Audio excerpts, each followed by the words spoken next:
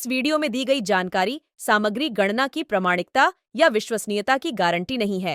सूचना के विभिन्न माध्यमों ज्योतिष, पंचांग, प्रवचनों, धार्मिक मान्यताओं, धार्मिक ग्रंथों आदि से संकलित करके यह सूचना आप तक प्रेषित की गई है। हमारा उद्देश्य सिर्फ सूचना पहुंचाना है। पाठक या उपयोगकर्ता इसे सूचना समझकर ही ले।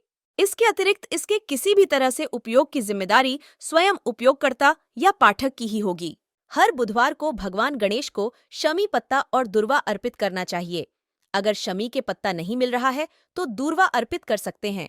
दूर्वा चढ़ाने से पहले ध्यान रखें कि 21 दूर्वा की एक गांठ बनाई जाती है और इस तरह 21 दूर्वा की गांठें गणेश जी के मस्तक पर चढ़ाई जाती हैं। दूर्वा अर्पित करने से भगवान गणेश शीघ्र प्रसन्न होते हैं और कई सांसारिक कामनाएं पूरी होती हैं। गाय को हरी घास या पालक साग अवश्य खिलाना चाहिए। ऐसा करने से 33 करोड़ देवी देवताओं का आशीर्वाद और ग्रह दोष पीड़ा भी दूर होती है। लेकिन ध्यान रखें कि गाय को घास और हरा पालक आप कम से कम 3 महीने तक अवश्य खिलाएं। इसके बाद आपको फल मिलना शुरू हो जाएगा। जितने आस्था चैनल पर कथा सुन रहे हो, जितने फेसबुक और यूट्यूब पर सुन रहे हो, बहुत सावधानी से सुनना। 2 बार पशुपति व्रत कर लिए, आपने ये कर लिया, आपने प्रदोष कर लिया, आपने सोमवार कर लिया, आपने सारे अनुष्ठान कर लिए, बहुत सारे उपाय भी करे, तो बुधवार के दिन अगर शंकर पर 1 लोटा पानी चढ़ाया जाता है तो जिन लड़कियों का विवाह नहीं हो रहा, जिन बच्चों का विवाह नहीं हो रहा, उन बच्चों के भी विवाह हो जाते हैं। हमारा स्वामी विवेकानंद जी के पास में एक व्यक्ति आकर बैठ गया और उस व्यक्ति ने कहा, मैं बहुत परेशान हूं,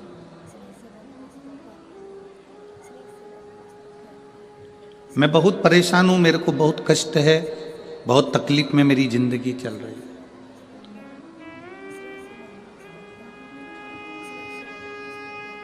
स्वामी विवेकानंद जी, मेरी परेशानी को समाप्त कर दीजिए। कल आपको कथा में कहा था, संत, साधु, गुरु 3 चीजों से दूर रहता है। जो गुरु नानक देव जी ने नामदेव जी को बताया था, 3 चीजों से संत, साधु, गुरु दूर रहता है। पहला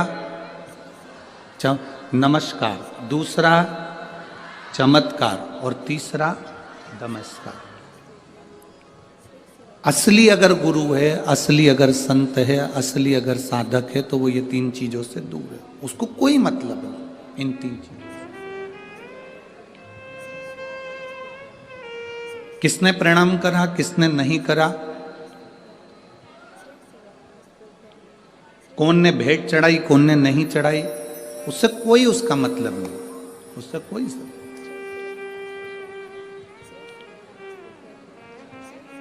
मेरी भटिंडा की जीजियों और मेरे जीजाओं, मेरी बेटियों, बेटाओं, मेरी बहनों, मेरे भाई, अपनी चित्तवृत्ति में एक बात उतार कर रखना, जब तक आप शिव की शरण में नहीं गए तब तक दुख तुम्हारा है, और जिस दिन तुमने 1 लोटा जल महादेव को चढ़ाना प्रारंभ कर दिया तो तुम्हारा दुख महादेव का है। फिर तुम्हारा दुख तुम्हारा नहीं है, तुम्हारी तकलीफ तुम्हारी नहीं है, तुम्हारा कष्ट तुम्हारा नहीं है, फिर वो दुख महादेव का है।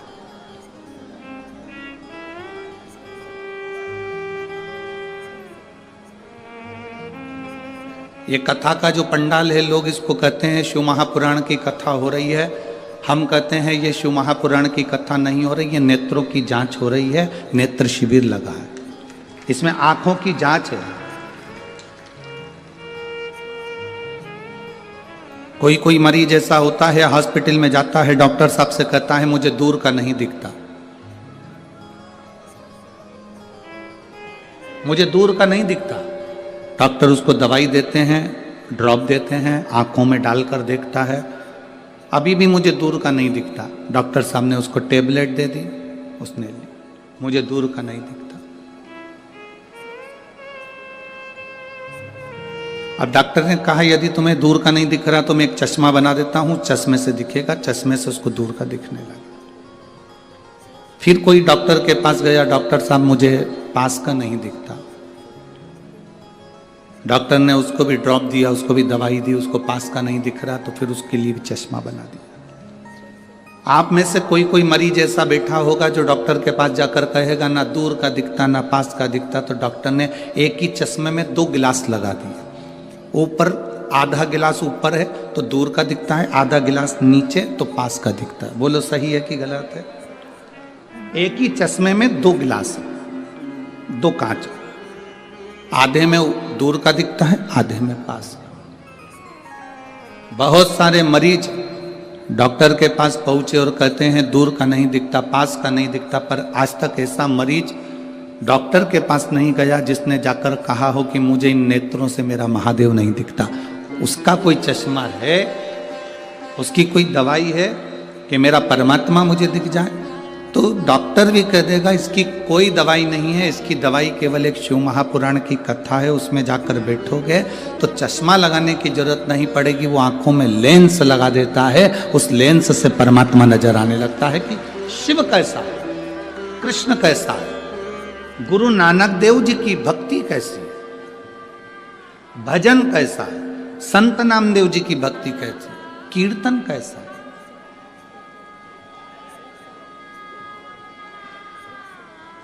आप सब इस कड़कती हुई ठंड में, कड़कड़ाती हुई ठंड के अंदर स्टेडियम के एक एक कुर्सियां आप अगर देखेंगे तो सब भरी पड़ी है, पूरा ग्राउंड में पांव रखने की जगह नहीं है। जितने लोग ग्राउंड के अंदर हैं उतने लोग ग्राउंड के बाहर जितनी दुकानें हैं उन दुकानों में जो टीवियां लगी हैं उनके पास में बैठकर कथा सुन रहा है।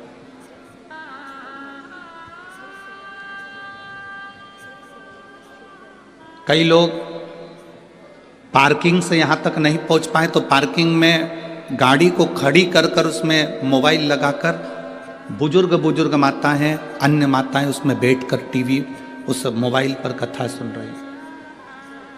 शायद भटिंडा के इतिहास में ऐसा भक्ति शायद भटिंडा वालों ने कभी नहीं देखी होगी जो भक्ति का दर्शन यहां हो रहा है।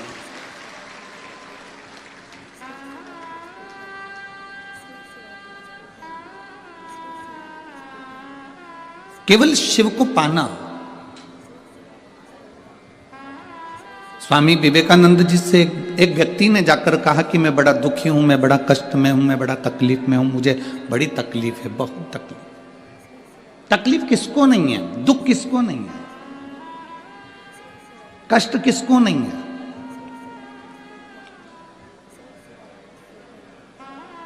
मेरी जीजियों, आप सब बैठे हो ना, ऐसा कोई व्यक्ति नहीं जिसके जीवन में दुख नहीं है। आपका पेट दुखता होगा तो क्या हमारा पेट नहीं दुखता होगा? आपका सिर दुखता होगा तो क्या हमारा सिर नहीं दुखता होगा? आपके हाथ पैर दुखते होंगे तो क्या हमारे हाथ पैर नहीं दुखते होंगे? बड़े से बड़े महाराज को बुला लो, बड़े से बड़े महात्मा को बुला लो और बड़े से बड़े साधक को बुला लो जो कह दे कि मेरे जीवन में दुख नहीं है। दुख किसको नहीं है? कोई तन दुखी, कोई मन दुखी, कोई धन बिन रहत उदास, तुलसी या संसार में सुखी राम का दास। संसार में केवल एक सुख है जो परमात्मा की शरणागति है, जो भगवान की शरणागति है, जो भगवान की भक्ति है, जो भगवान का भजन, ये सुख है।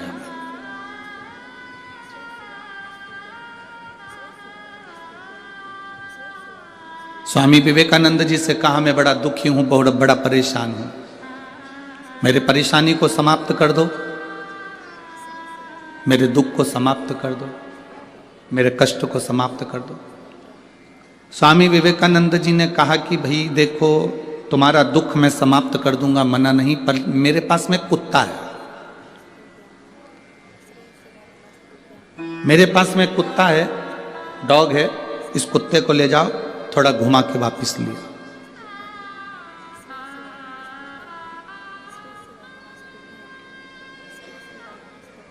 इस कुत्ते को लेकर जाओ और घुमा के वापस लेकर आओ।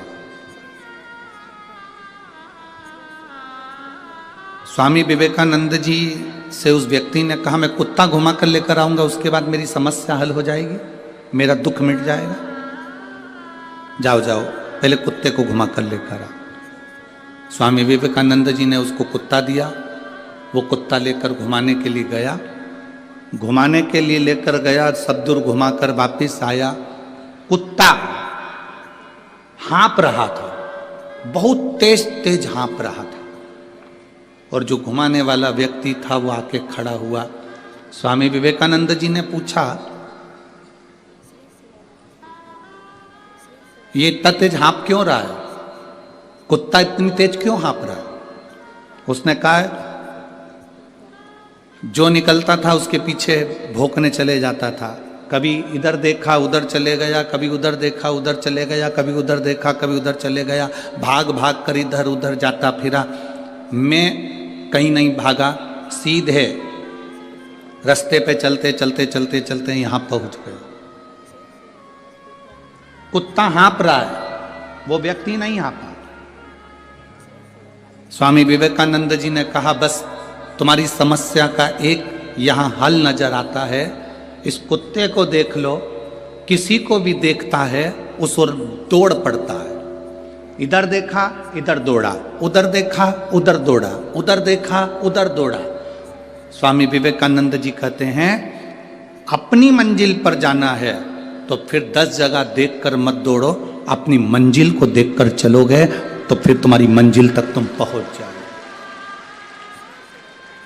हम भी वही करते हैं, हमारी भी आदत वही की वही बनी हुई है, हमने भी वही की वही कर रखा है। कभी देखते हैं कि अपनी दुकान चल रही है किराने की, अपनी दुकान चल रही है कपड़े की, अपनी दुकान चल रही है मोबाइल की, अपनी दुकान चल रही है बैग की, अपनी दुकान चल रही है सुनारी की, अपनी दुकान चल रही है लोहारी की, पर अपन दूसरे को देखते हैं वो उसमें ज़्यादा कमाई है, इसको कम ध्यान देते हैं, उसमें घुस जाते हैं। फिर लगता है कि कपड़े की दुकान में ज्यादा फायदा है, अपनी दुकान को कम कर कर अपन कपड़े की दुकान में चले जाते हैं। फिर लगता है कि मोबाइल में ज्यादा फायदा है, हम मोबाइल की ओर चले जाते हैं। फिर लगता है शोरूम डाल लेते हैं, शोरूम में ज्यादा फायदा है, कर्जा ले लिया लोन ले लिया, शोरूम डाल लिया, उसमें चले गए। अगर तुम जिस दुकान को कर रहे थे, भले वो चाय की क्यों ना हो, चाहे बिस्कुट की क्यों ना हो, चाहे बेकरी क्यों ना हो, चाहे वो किराने की क्यों ना हो, जिस दुकान को तुम कर रहे हो, एक लक्ष्य को मजबूत बनाकर करते और 10 जगह तुम्हारा ध्यान नहीं जाता तो उसी दुकान में तुम 4 चांद लगा बैठते। व्यक्ति परेशान क्यों है? क्योंकि उसको दूसरे की चमक नजर आ रही है। आज का व्यक्ति दुखी क्यों है? क्योंकि उसका पड़ोसी सुखी है, उसको दूसरी जगह चमक नजर आ रही है।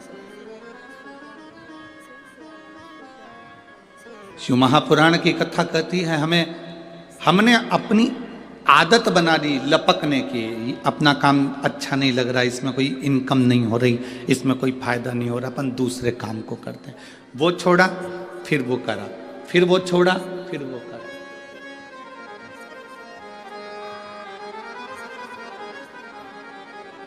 आप यदि अपने काम के प्रति प्रेम करते हैं, अपने कार्य के प्रति तुम्हें प्यार होता, अपने काम के प्रति तुम्हारी लगन होती और प्रेम होता, तो तुम उसमें बहुत आगे बढ़ जाते। भगवान को पुकारने के लिए ऐसे करना चाहिए, ऐसे करोगे बस के आगे तो बस रुक जाएगी। भगवान को हर हर करके बुलाओगे तो भगवान के का भी केरा भी मत आना, थोड़ा बाद में आना, तो भगवान भी रुक जाएगा। ऐसे पुकारिए हर हर और जरा आवाज निकालिए, महादेव हर हर महादेव। पीछे लगा देव, देव मतलब घर में पोता पोती देव, गाड़ी देव, बंगला देव, हर हर महा। अच्छा शिव नाम। अच्छा दम के बोलना चाहिए, जब भी बोलो दम से। भाव भक्ति दीन बंधु दयालु दया कीजिए, जो जम के हर हर महादेव दोनों हाथ उठा के नहीं बोले उसे उठा लीजिए। तो महादेव नहीं बोले तो क्या काम का? उठाओ दोनों हाथ, हर हर भगवान। तो दोस्तों, यहाँ पे हमारी वीडियो समाप्त हुई। उम्मीद करती हूँ हमारी ये जानकारी आपको जरूर पसंद आई होगी। हमारी वीडियो को लाइक जरूर करें और हमारे चैनल को सब्सक्राइब और शेयर करना ना भूलें। जय श्री राम,